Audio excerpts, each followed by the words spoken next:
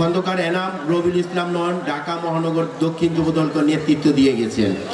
আপনারা জানেন 4-5 বছর আগে রবিউল ইসলাম নয়নকে সেই বাংলা মোটরে খুনি হাসিনার নির্দেশে গুলি করে মনে করেছে রবিউল ইসলাম নয়ন মারা গেছে, তাকে নিয়ে ঢাকা মেডিকেলে মর্গে ফেলে রাখছে, মনে করছে মারা গেছে।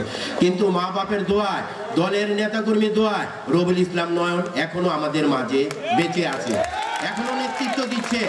বৈষম্য বিরোধী ছাত্র আন্দোলনে যখন খন্দকার এনামুল হক এনাম জেলখানার ভিতরে ছিল, তখনও রবিউল ইসলাম নয়ন সেই রাজপথে গুলিবিদ্ধ হয়েছে, গুলিবিদ্ধ হয়ে সেই পা নিয়ে রাজপথে মিছিল করেছে, সেই মিছিলের নেতৃত্ব দিচ্ছে রবিউল ইসলাম নয়ন।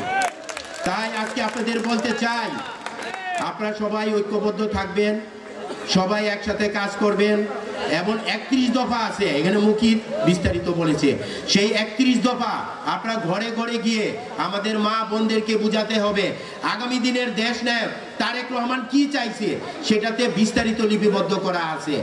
তাই আগামী নির্বাচনকে সামনে রেখে